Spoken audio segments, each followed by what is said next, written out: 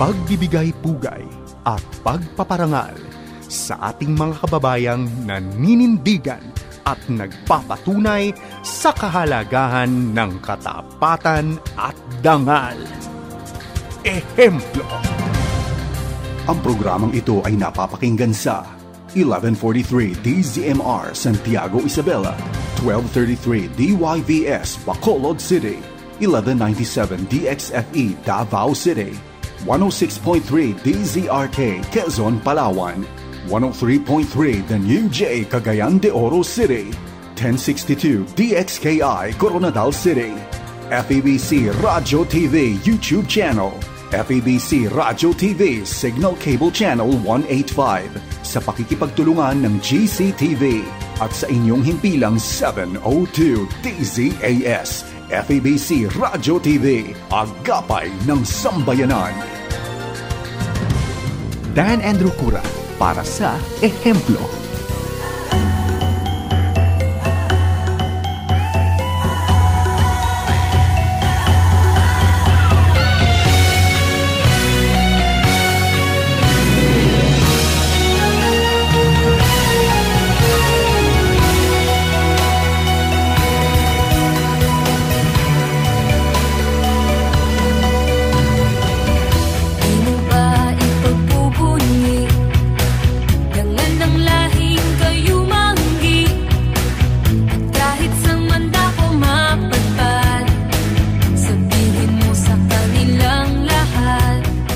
Magandang araw po sa inyong lahat. Kayo po'y nakikinig ngayon sa palatuntunang Ehemplo. Ako po rin po ang inyong lingkod, si Dan Andrew, ang inyong kaibigan.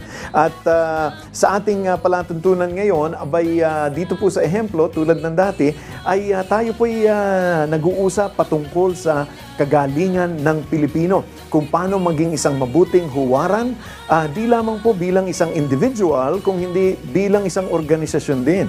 No? At tayo po'y natutuwa dahil sa mga nakikwento natin, sa mga natututo po tayo sa mga kwentong buhay na pinapakita po ng ating mga ehemplo at ng mga organisasyon na ating fini-feature. Ito po ay ang ating mga kapwa Pilipino mula sa iba't ibang larangan ng ating lipunan. Maging ito'y buhay pamilya, edukasyon, media, sining, entertainment, gobyerno at relihiyon.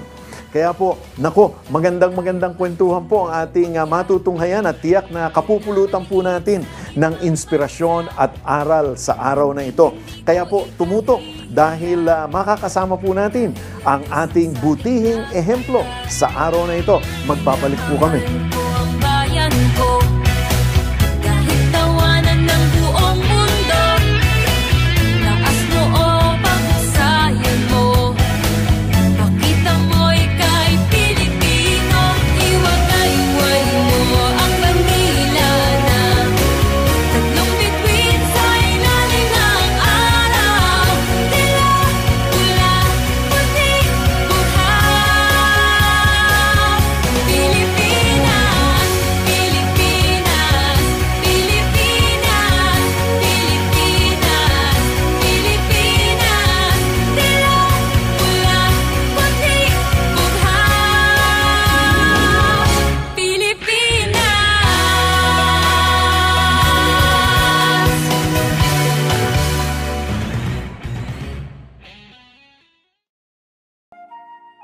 Pastor Melchor Magsino po at sama-sama po tayo para po sa makabayang pananalangin. Aming Diyos, aming Ama na pinakamakapangyarihan sa lahat, kayo po na lumikha ng langit at lupa, nagligtas sa amin sa lahat na gawa ng masama. Ama, amin pong kapakumbabang idinudulog sa inyo. Hindi naman kaila sa inyo ang problemang kinakaharap namin sa climate change, Panginoon. Ama, dalangin namin ang lahat ng bansa ay magkaroon ng tunay na aksyon para po sa paglaban, Panginoon, Lord, sa isa pong krisis na ito na kinakaharap ng buong mundo. Ama, nananalangin po kami para po sa mga pamunuan ng bawat bawat bansa na ito po ay pagtuunan ng pansin ng bawat leaders at lahat ng pamunuan, Panginoon. Maraming salamat po dahil alam po namin malaki po ang nagagawa ng pagdulog namin sa inyo sa pananalangin at paghiling, Panginoon, para sa kayusan ng lipunang aming ginagalawan. Ito po ang aming dalangin sa pangalan ng aming Panginoon at tagapagligtas na si Jesus. Amen at Amen.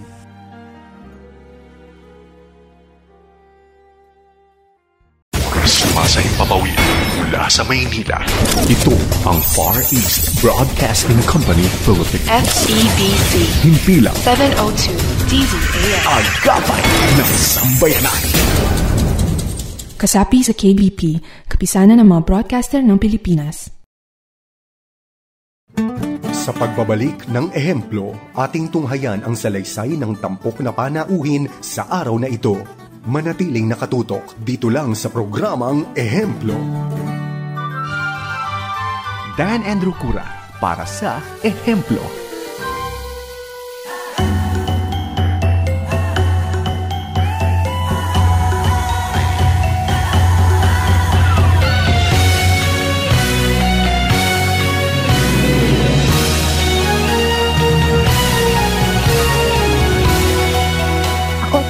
Tekla Pamoria from Pasig City. Graduate ako ng UP Diliman noong 2006 to 2010. Tapos after nun, nag-work ako. And then, nung after ko mag-work, after ko nag-quit mag-work, dun ako nag-start mag-aral, magtahe. I think 2014 ako nag-start mag-TESDA. So, kinuha ko sa TESDA, garments, dito lang din sa Pasig. So, free yun pag botante ka. Tapos, ngayon, isa akong practicing visual artist na ngayon, sumasideline ng konting fashion dahil mukhang okay naman yung fashion ngayon sa ginagawa. Pero, mas ako ngayon, mas focus ako sa sining ko sa visual arts. Tapos ko na yung visual arts, nagkagawa ko ng mga damit. Pero para sa akin kasi since ang art ko is fabric art, hindi nagkakalayo yung dalawang ginagawa ko kung pag ilalagay mo sila together. Sa tingin ko, kapag sa arts talaga, minsan nasa sayo lang yun pag nasa bata ka pa lang. Parang kapag mahilig ka mag-drawing. So, nung bata ako, mahilig talaga ako mag-drawing. Mahilig ako kung ano-anong mga idikit-dikit, mag-collage. Minsan gumagawa ako ng parol gawa sa barbecue sticks. Tapos, syempre, pag nag-aral ka na, parang meron din doon na mga parang club, arts club, ganyan. So, parang, kapag gusto mo talaga ng art, nasa sayo siya. Pero sa tingin ko, lahat naman creative. Like, marami rin akong nami-meet na hindi sila talaga nasa visual arts. Pero, kunyari, yung kamay nila is parang by instinct, magaling na. So, siguro ako, parang binigyan ko rin yung sarili ko ng parang opportunity na parang, kasi, di ba, ang arts kasi, parang usually hindi yan ina-advise na, uy, ba't ka mag-fine arts? Wala ka namang kikitain siya. Ako naman, nag-fine arts ako. Syempre, sa UP ka na, saan ka pa, tatanggi ka pa ba doon? Tapos, hindi ko pa nakuha, parang, ako pa yung batch na last na 6,500 lang yung tuition, so mababa din. Pero siguro, yung pinakabago doon is hindi talaga ako marunong mag-painting. So, yung natutunan ko sa visual arts lahat, na yung parang mga studies na yung parang, yung fine arts course mismo, lahat doon ko na natutunan sa fine arts. Kasi dati nun for anime, poster making, yung mga alam ko pa lang. So, ayun. So, tingin ko kailangan mo lang talaga ng courage within yourself to do yung gusto mong gawin na art at support ng family mo na parang pag uy, mukhang talented yung anak ko dito, di ba? So, they'll support you. Yun talaga para sa akin pag gusto mo mag-art. Yung inspirasyon ko ngayon, yung lola ko. Kasi, nung bata ako, sa paligid lang niya ako pag umuwi kami sa Nueva Ecija, sa Lupao. Tapos, nagtatahi siya, tapos parang isasama niya ako, nanonood lang ako sa kanya, kinukulit ko siya, pinabibigyan ko. Tapos yung lola ko din, siya yung mga tuwing uwi kami, reregaluhan ko siya ng mga kung ano-ano na mga kine-create ko. Dati nga naalala ko, isang rim ng bond paper. Ginawa ko yung lahat na parang Happy Valentine's Day. Napagalitan ako, ba't mo sinayang yan? Tapos parang, siguro nung bata ako, nakita, dun ko yun ngayon na na-realize, pag na-analyze, it's like, matyaga talaga ako. Kasi diba, ilang gano'ng kakapal rin. Tapos lahat ng kakilala ko, ginawan ko ng Happy Valentine's Day. So, yung lola ko, parang siya yung laging parang nagsusupport sa akin na di-display niya lahat ng trabaho. Miski yung mga tito, kunyari yung tito ko ngayon, pinagmamalaki niya na, yung drawing mo pa sa akin nung bata ka na, sa wallet ko pa. So, tamang support din nila. So, kaya din ngayon yung pinaka-inspiration ko is yung lola kong mananahi. Yung nakakaasar sa akin now, kasi syempre, when you're on the field of creative na, parang masyado siyang madaming self-discovery Kasi nasa field ka ng, you're given a chance to say your voice di ba? Kahit maliit na bagay lang yan, arts pa rin yan, visual yan. So, noong 2019, parang bigla akong na-realize na, ay, yung lola ko, kasi namatay na yung lola ko. Patay na yung lola ko, hindi na pala makikita itong mga to. Parang, bigla lang ako talagang nagkaroon ng, tapos iyak ako ng iyak. So, siya, parang yung tulong niya sa akin ngayon is siguro yung bata ko ng freedom na binigay niya sa akin. I-support my creativity, parang kunyari prom, parang mag-etchos din sa akin. Ganito yung suotin mong damit maganda. Kasi mahilig siya sa mga beauty pageants. So, nag-start ako mag-origami. Nag-start lang yun sa office. Yung mga makukulay na papel sa table, di ba? So, yun, magbibili ako, wala man ako isusulat, pero tas mag-google ako ng mga origami, tas parang, hindi ako magaling na employee, okay? Pero nagtutupi-tupi ako. So, dun siya nag-start. Tapos, from there, parang, nung nag-quit na ako ng trabaho ko, kasi parang, niwan ako, di ba? Nag-love life ko din. Pero parang nagkaroon ako, transitioning days kasi sa early 20s ka So parang hindi naman pwede nandun ka lang, di ba? So nung hindi na ako nag-opisina, dun ako nag-start na parang sobrang freelance na racket lang ako ng racket. Dun ako maraming na-experience at nagkaroon ng sariling time, which is kaya nagawa akong makapag-aral sa TESDA. Pero nung mga time na yun, nag-a-assist ako sa ibang artist, kung ano-ano yung mga niracket ko nun. So, parang yun yung ka-edit ko. So, 24, 25, ganun. Nagra-racket lang ako. Tapos, siya talaga, kapag gusto mo talaga yung art, hawakan mo siya sa heart mo din talaga Parang, di mo siya iwan. Actually, yung first solo show ko, ginawa ko siya for 4 years.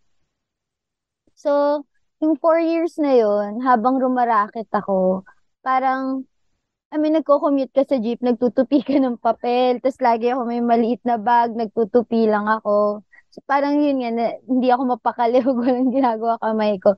So, kinailangan ko talaga siyang, parang gawin ng matagal. So, first solo show ko is 2018. So, kailan yung una, 2014 ako nag-start, mga ganun, diba?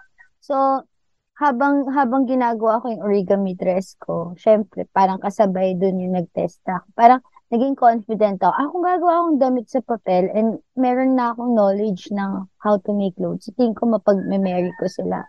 So, yun yung ginawa ko sa first exhibit ko na solo show. Minsan, parang yung struggle din nung time na yun, parang inisip ko, mamaya hindi na ako makapag-exhibit, ginagawa ko pa rin to, or mahirap makakuha ng slot para mag-exhibit, diba? Tapos hindi ko magawa. Ang dami ko rin fear nun. Pero dahil din marami akong kaibigan na naniniwala sa akin. So parang nung nag-photoshoot kami, tinulungan lang talaga nila ako. Parang yung friend kong model, may friend akong makeup artist.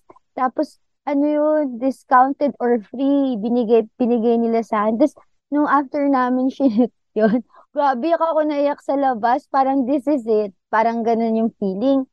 Then, ngayon, mula dun sa work kong yun, yung 2 origami dress ko, kaya din medyo yung personal gauge ko sa sarili kong work, sa tingin ko, medyo mataas siya. Kasi parang like ko sinasabi, parang tikla, nagawa mo nga to Parang hindi mo ba kayang gumawa na, medyo workaholic lang ako, siguro yun yung flaw. Pero parang ganun ko minsan, parang ina-encourage yung sarili ko na, uy, nagawa mo to, parang kaya mo pang gumawa ng mas ng ma-effort, or huwag ka mag-give up, parang ganun. Kasi para sa akin, impossible siya before it's ngayon, parang, yay, big deal nga yung lola ko sa akin. Kasi, nalagaan niya ako ng mabuti, tas hindi pa nga uso yung mga Korean drama. Favorite na niya yun. Tapos, nung nung tumatanda na siya, parang, yun din yung time din na inalagaan ko rin siya. So, college ako nun, pumupunta ako dun sa bayan ng tita ko. Minsan dito sa bahay, parang tumira rin siya dito. So, ganun lang.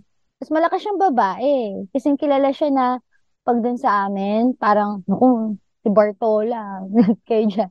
Malakas siyang babae. Siguro yun din yung parang na-bless niya sa akin.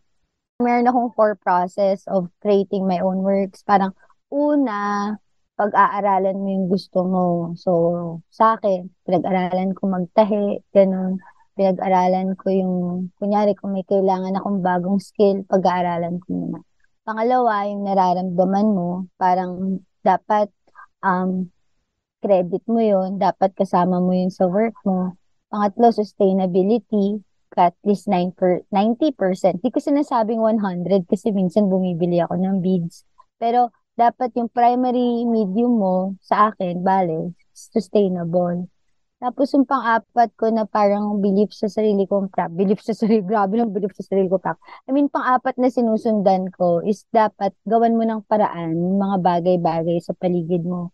So, since nga sustainable na yung work ko, so kunya may makita akong mga abubot ko or sa kalsada, parang pwede po to, pulutin ko. Medyo hoarder ng konti. Pero ganun ko ginagawa yung mga practice ko, yung art ko. Kasi like ako nga, 33 na ako, 'di ba? Hindi naman dapat, hindi naman din lahat ng tao na bibigyan lang parang ng luck na parang ma-discover ka lang whatever. Pero hindi ako lucky. Hindi ko yung naiisip. Parang pinagtiyagaan at pinagsipagan ko yung ginagawa ko ngayon.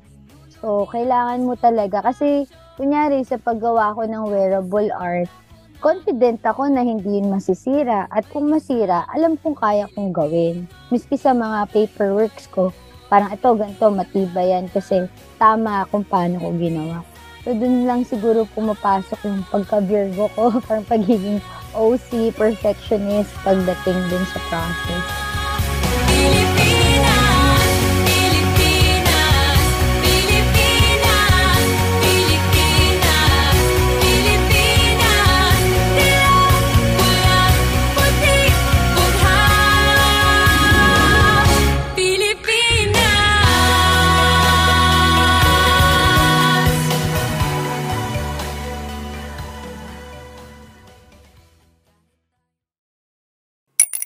Puno na ba ang inyong mga piso para sa Radyo Coin Banks? Maaari na po itong ibalik at kumuha na ng panibago sa mga sumusunod na bookstores, drop-off centers, branches. Praise Christian Bookstore, CLC Karuhatan at Malolos branches, PCBS branches, Mandaluyong, Masagana, Monumento, EDSA Cubao, Eton Centris, SM Fairview, SM Marilao, SM Dasmariñas, Los Baños, Santa Rosa, Imus at sa Back to the Bible Bookstore tuwing Miyerkules hanggang Biyernes lamang. Para sa paraan kung papaano ipapadala ang inyong naipon na coin bank through bank deposit o GCash at iba pang katanungan, mag-text o tumawag sa 0947-333-5605. Maraming salamat sa inyong pakikibahagi sa gawain ng Panginoon sa radyo. Sumasay papawid mula sa Maynila. Ito ang Far East Broadcasting Company Philippines. FEBC. Himpilang 702 DZAM. Agapay ng Sambayanan. Kasapi sa KBP, kapisanan ng mga broadcaster ng Pilipinas. Sa pagbabalik ng ehemplo, ating tunghayan ang salaysay ng tampok na panauhin sa araw na ito. Manatiling nakatutok dito lang sa programang Ehemplo. Dan Andrew Cura, para sa ehemplo.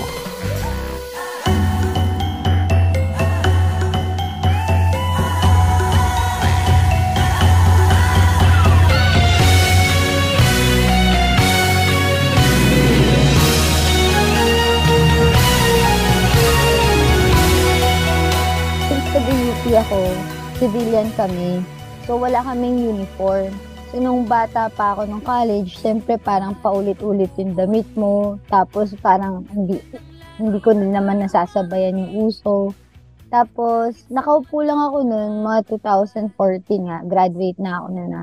Parang kapag lumalabas ka rin, gusto mo ayusan yung sarili mo. Pero, parang parang gawa na lang kayang damit. Kasi kunyari, bibili ka ng dress, 2,000. Tapos, sobrang basic. Hindi mo pa parang sure kung ganun ba kaganda. Pero pag natuto ka, parang alam mo yung tamang sukat sa katawan mo. Tsaka dahil din nga dun sa background din na may influence ng lola ko na hindi naman bago sa akin yung idea ng pag-create or pagtatahi ng damit.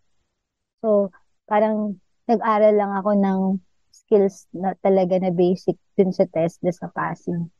Tsaka ano lang din parang kapag kunyari may gusto kang pagkain, 'di ba? Yung aalamin mo yung ingredients, parang ganun lang naman yung ginawa ko nun. Paano ba 'to gawin? Ang sarap-sarap na kainin nito para magawa ko nga sa bahay. Parang yun yung ano, yung sa pagtatahi ko. Yung paggamit ko ng retaso, nag-start din yun sa TESDA kasi yung mga classmates ko, minsan, pag nagamit na nila yung tela, itatapon na nila. So, pinupulot-pulot ko yun kasi pwede ako mag-practice. So, una ko pang ginagawa nun, nag-ano ako, gumagawa ng tote bags, gumagawa ng mga wallet na maliliit, pinamimigay ko. So, parang pinapractice ko yung mga retaso ng mga friends ko. Magamit din ako katsa nun, parang kasi katsa dati yung unang telang ipapabili sa'yo, tapos parang puro straight line. So, dun lang siya nag-start na paggamit ko ng retaso sa pagpapractice ko lang sa pagtatahi ng makina. Mga 10 years na rin akong hindi bumibili ng damit. So, parang ano lang yan di ba? Di ba nakakatawa lang din. Parang tuloy-tuloy lang naman yung ginagawa ko. Parang sinusundan ko lang yung ano yung nadadama ko nun Pero, yung di habang gumagamit ako ng retaso, tas meron akong paboritong YouTube na pinapanood, parang, tas diniscuss niya yung about sa epekto ng fast fashion sa environment. Tapos parang ako, wow, ganun pala ka-troublesome ang fast fashion na yung pollution na nagagawa maliban pa sa pollution sa environment, epekto sa mga tao sa sweatshops. Tapos, yun nga, fast fashion means yung kapag trending, mabilis mong masuot. Tapos, ngayon pa sa Pilipinas, ang dami nang nagbubukas ng mga bagong shop. Tapos, akala natin, porket bago yung damit natin na nakaiuso tayo na ang ganda-ganda na. Pero, imagine mo yung isang damit mo na sinuot mo lang ng ilang beses. Ilang tao naghirap gumawa nun? Or parang, gano'ng kadaming pollutants siguro yung nagamit para lang gawin yung clothes mo.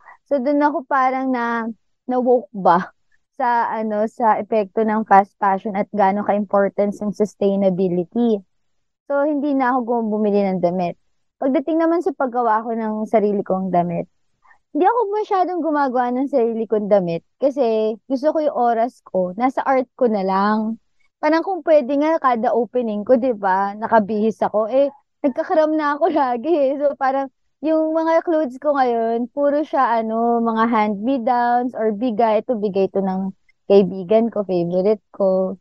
Tapos ayun, lagi lang akong tumatanggap kung may nagbibigay sa akin. Minsan, mga luma ko rin damit kasi syempre dati nagko-consume pa rin naman ako ng foods nun. So, hindi na ako siguro nakikiuso sa mga damit. Okay lang. Ganun naman din. Wala naman masyadong care kapag sa itsura ko. So, maganda yung art ko. Parang ganun. O, minsan kasi, pag nagko-collect ako, kasi sa amin, sa Pasig, yung village namin, hindi naman kami executive village. So, minsan may mga mananahe, pag nasa labas na yung basura nila, kukunin ko. Tapos, nung nakaraan pa, siguro mga 2 years ago, sakto, may cutter, yung nagkakat ng tela. Mukha talaga akong makatingin lang sa parang, ko, yun. Parang gano'n. Medyo weirdo lang kapag pag nakita ko sa umaga, parang tumitingin-tingin ng mga basura ng mga mananahe. Tapos nung nalaman na nila na, ay ano to, parang mahilig to sa mga retaso. May mga nagbibigay na sa akin mismong mga mananahe. Parang, o ayan o, maganda, parang may flower, magugustuhan, mabibigay nila. Tapos yung isang kabarkada ko dito, actually mga mas bata sila, mga closest ko, may sarili silang patahian yung mga damit sa Tiangge. Yun mga inaanak ko, yung mga anak nila eh. So pag pupunta ako doon, baka may tatapon ka dyan, ibigay mo na lang sa akin. So, yung siguro 2019, nakakolekta ako ng retasong 2 sako. Hanggang ngayon, hindi ko pa tapos, hindi ko pa ubos. So, ano lang siya, yung retaso ko, hindi naman ako parang sobrang prolific na parang nagbobote dyaryo na ako sa kalsada. Kung ano lang yung kailangan ko. Kasi puno na talaga dito eh. Parang sa TESDA lang, nangongolekta ka. Tapos yung mga practice mo. Tapos siguro nung na pag-aralan ko na parang, wow, sustainability. So, hindi ako yung parang gumising sa umaga na parang I'll fight for something. Hindi. Parang naging part lang siya gradually na natural din lang din sa akin. So, nung time na inalok ako sa isang group exhibition ng Fashion Revolution, NGO na nag-a-advocate about sustainable fashion, mas nalaman ko pa. Kasi yun, meron pa kaming mga doon, um, parang nagmi-meeting talaga kami, tapos may mga certain people talagang nag-share kung ano yung ginagawa nila for the environment. Parang matututunan mo dyan yung difference ng natural dye, tsaka yung synthetic dye. So, mas in detail ba? So, nung na-brief ako doon, so doon ako parang, okay, sustainability.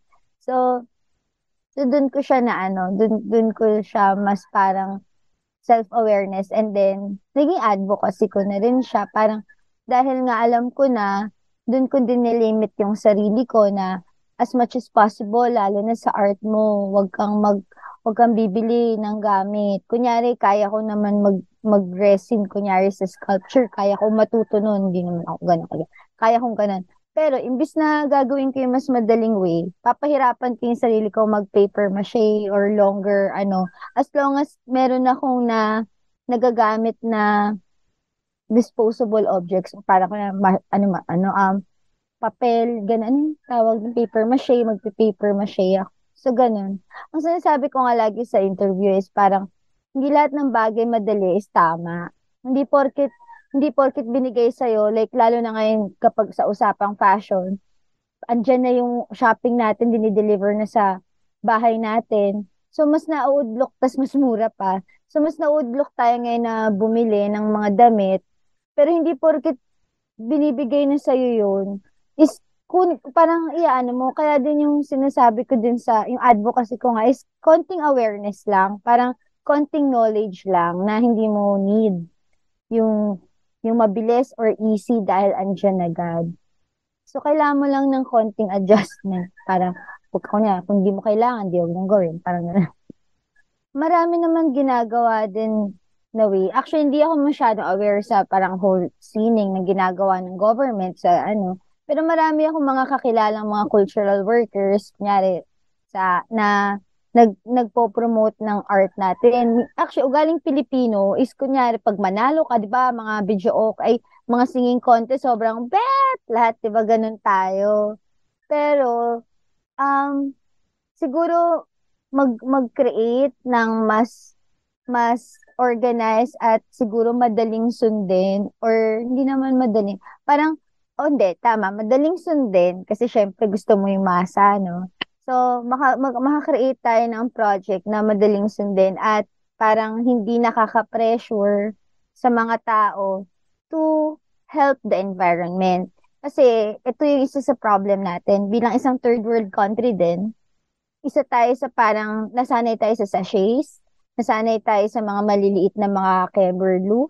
So, imagine mo, kung sa isang tao nagko-consume ng kape ng mga 3-in-1, so, kailangan natin baguhin yung responsibility din ng mga kumpanya na nandito sa bansa natin na maging responsible din sila sa waste na binibigay sa atin. Kasi, minsan nga, makakita ka ng parang mga product na sobrang mahal. Pero kapag punta sa Pilipinas, o-offeran ka ng mga sachets na maliliit. So, bibili ka nun kasi subukan mo or mas madali. Pero itatapon mo rin yun eh. Yun ako parang ngayon parang siguro yung kinaka-ikihan ko ngayon, parang balloons. Ayoko ng balloons. Kasi, kasi mo birthday, tapos yung magde-decorate ka ng maraming balloons. Tapos, papatayin mo rin yung mga balloons after a few hours. Waste na yun eh. Rubber yun eh. Hindi yun madaling ma-dispose sa ano eh. So, yun siguro yung dapat i-focus ng Philippines ngayon. Like, do projects that would help our environment na madaling maintindihan ng masa. 'Di ba? Sobrang creative ng Pilipino, like kung bigyan mo lang ng konting support yung mga tao na nagugupit-gupit ng mga Mountain Dew, creative yun eh. And then they're selling pero they don't have the support. Andun pa rin sila. Ilang taon na sila nagugupit dun. Pero nagre-recycle sila. They're doing waste, di ba? Pero hindi sila napapansin. Tapos tingin pa natin dun sa gawa nila is parang cheap lang yan. Ganun. Hindi, magaling nga sila kasi kaya nila. Tapos ikaw, umiinom ka ng kape mo na nasa plastic cups. Weird lang. Yun yung parang medyo parang like ko naisip kapag bumibili. Kasi ako naman nagko-consume ako eh. Kunyari, may baso ng plastic. Kapag yung baso ng plastic, kaya ko pang gamitin na ilang araw, iinuman ko na iinuman yun. Or hindi kayo dispose. Ganun.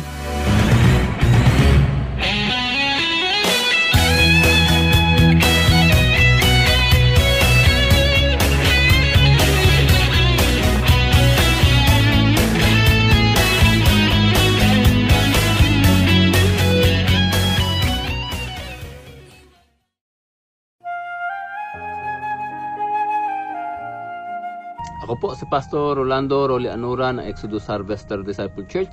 Samahan niyo po ako sa isang makabayang panalangin. Ama naming Diyos na makapangyarihan sa lahat, kami po ay lumalapit sa iyo, namamanik sa iyong biyaya, Panginoon, na ang aming pong bansa ay yung patuloy na lingapin, O Diyos. Ama, narito po na nagbubukas pong muli ang mga negosyo, ang mga kumpanya dito sa aming bansa, Panginoon. Ang dalangin ko po, Panginoon, ay maging positibo, Panginoon, ang epekto ng pagbukas na ito ng aming ekonomiya. Sa kabila, Panginoon, ng kaguluhan sa Ukraine at sa Russia. God, nawa po, Panginoon, ang inflation rate ay maging maayos, Panginoon, at ikaw po, Panginoon, ang patuloy na sumama. At ang pagpapala mo yung aming inaasahan sa aming bansa. Salamat po, Ama. Ito po idalangin namin sa pangalan ng iyong anak na sa Jesus. Amen.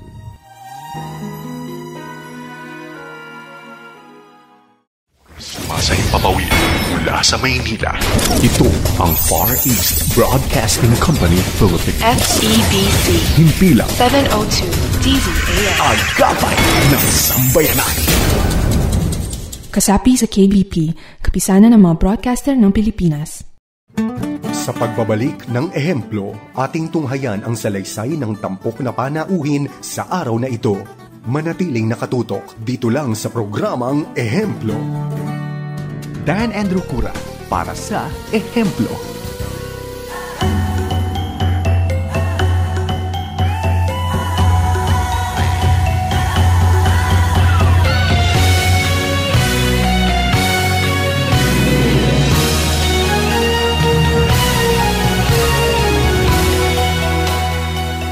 Ehemplo means something like an example, no?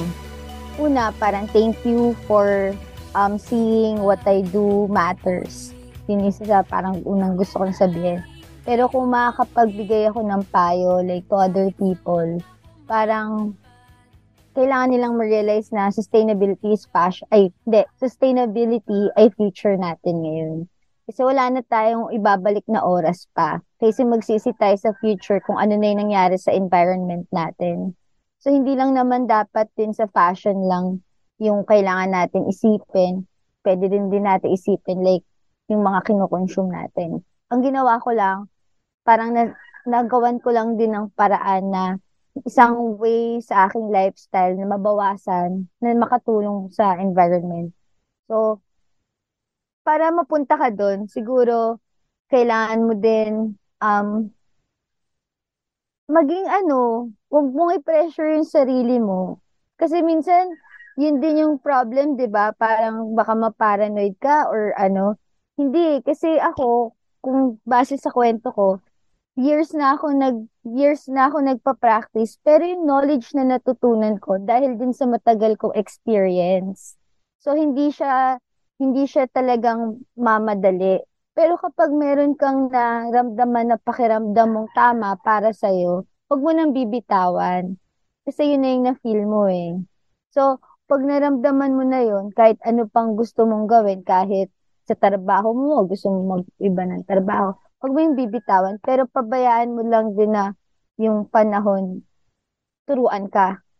Kasi ngayon din sa akin, yung output na ng lahat ng trabaho ko, matagal ko yung ginawa eh. Hindi naman ako yung parang nagising lang na nag-viral sa TikTok na nagsayaw-sayaw, di ba? So, kailangan mo talaga ng patience, tsaka positivity, at tamang openness sa sarili mo to talk to people that you know would listen to you. Yun siguro yung naisip ko, yeah. Kasi puro mga family and friends ko rin naman yung parang sumuporta din sa akin na nag-uumpisa ako, di ba? So, yun lang. Trust lang. Tsaka, syempre, yung universe, Papa J, kung ano naman, parang, parang, in terms sa faith, parang, ako kasi, sa faith ko, hindi ako masyadong humihiling kasi ayoko nag-expect. Pero alam ko lahat ng binigay niya sa akin, binibiyaya niya. So kapag tinatanong lagi ako, paano mo to naisip? Ang lagi ko sinasabi, ewan ko yung jacket ko na nag-viral. Hindi ko alam, masyadong magaling din yung idea para i-credit ko lang to myself, di ba? Parang yung idea na yun sobrang bigger than me. Which is ngayon nga napapatunayan natin dahil nalaman siya ng mga tao. Pero parang naramdaman ko na, binigay to sa akin. Miski yung hands ko, yung skills ko, parang sa tingin ko, parang binigay lang din yun sa akin ng grace. And then, kapag nakalimutan mo yun, dun ka rin pwedeng magdilim. Parang alam mo yun, kapag... So ako, basta siguro wag lang masyadong mag-ask. Pero be grateful lang lagi. Yun ako parang kapag yung friend ko, yun yung lagi namin pinag-uusapan. So, be open and maniwala lang sa sarili. Ganun. Sa mga kabataan na gustong mag-fashion design or gustong mag-art, parang huwag kayong matakot. I think first step is courage. Tapos, pagkatapos na magkaroon ka ng lakas na loob, to find your voice. Be aware din na lang sa mga materials kasi nga, since ako pinopromote kayo sustainability, parang I would encourage to use sustainable mediums. Or parang miski sa fabric, lalo na sa mga fashion designer, hindi naman parang nakapag-design ka, maganda. You need to be aware of the materials that you're using.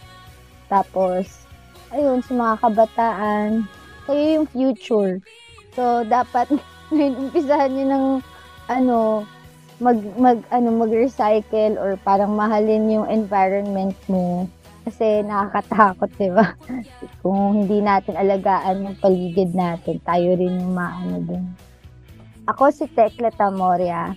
Maraming salamat sa pakikinig sa aking istoryang ehemplo.